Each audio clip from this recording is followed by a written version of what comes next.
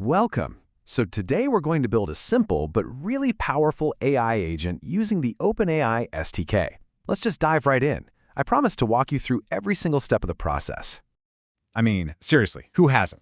Whether you're a pro developer or just kind of curious about this stuff, the idea of creating your own program that can think and write and actually help you out is, well, it's pretty awesome. And today, that's exactly what you're going to do. So here's our game plan. We'll kick things off with the what and why. Then we'll gather our tools, write the actual code, see it all come to life, and then we'll talk about where you can take this next. It's a really clear path from just an idea to a real working thing. Okay, first things first. Before we even think about writing a single line of code, it's super important that we're all on the same page about what we're actually building. So let's define what an AI agent is. So, what makes an AI agent so special compared to a regular program? The key word here is autonomy.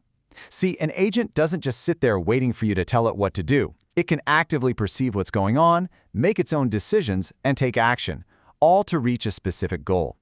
You know, it's like the difference between a calculator, which is just a tool, and a real personal assistant who can figure out what you need. And this is why this is such a game changer. The possibilities are, well, they're practically endless. Just imagine automating boring stuff like answering the same customer questions over and over, or drafting marketing emails. Or what about an agent that helps you find bugs in your code, or reads a massive, dense research paper and just gives you the main points? That's the kind of power we're tapping into today. All right, so we've covered the what and the why. Now let's get our digital workspace ready to go. Think of this part like getting all your ingredients out on the counter before you start cooking. It's just a few simple setup steps to make sure everything works perfectly. And don't worry, there are only 3 things we need. First, you've got to get an API key from OpenAI's platform. This is basically your secret password to use their AI models. Second, you'll install their Software Development Kit, or SDK. It's just a simple one-liner you pop into your terminal. And third, you'll set up that key so your code can use it without you having to paste it in everywhere. Easy. Okay, let's get into the good stuff. This is the fun part, where we actually write the code that becomes the brain of our agent. And you're going to be surprised at how few lines of code this actually takes. Every great project starts with grabbing the right tools, right? This first line of code does one very simple thing. It tells our program, hey, we're going to be using all the cool stuff from that OpenAI library we just installed. We're basically just unlocking the toolbox. Next up, we create something called a client. You can think of this as creating a secure connection, like a direct phone line between our program and OpenAI's service. When this line runs, it quietly uses your API key to say, hey, it's me, and make sure everything is good to go. Now for the core command.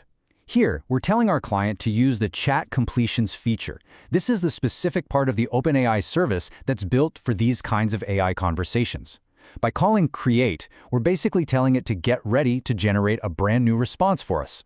We haven't told it what to do yet, but the request has officially been started. This is where the real magic happens. We're giving it 2 absolutely crucial bits of information. First, model equals GPT-40 tells the agent which AI brain to use. In this case, one of the best ones out there. Second, the messages part is our actual instruction. We tell it the role is from the user, that's us, and the content is our command, compose a poem. So, we've written the logic, we've sent the request, and now it's time for the payoff. Let's see what our new little agent has to say for itself. You know, the AI doesn't just send back a simple piece of text, it actually sends a whole structured package full of information. So this final line of code is just us navigating through that package. We go into the choices, grab the first one, dive into its message, and finally pull out the content. That's how we get just the clean, simple answer we were looking for. And look at that. It's a perfect example of what happened. Our agent, running on GPT-40, took our simple little request and generated a whole poem. It understood the creative task, it followed the instruction, and it worked. It actually worked. And just like that, you did it. Seriously, take a second and let that sink in. With just a few lines of code, you've created a program that can tap into one of the most powerful AI models on the planet to do a creative task for you. How cool is that? So, what's next? Because what we just built is way more than just a fun little project. It's a foundation. It's the starting block you can use to build much bigger and more powerful things. So, where do you go from here? Honestly, the sky's the limit. You could hook this up to a website so other people can use it.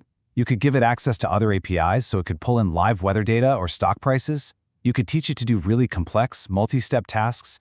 You could even customize its whole personality to be funny or serious or anything you want. So I'll leave you with this question to think about. Now that you have the basic skill to build an AI agent, what problem are you going to solve? What boring, tedious task in your life are you going to automate away? The power is literally in your hands now. Thanks for following along.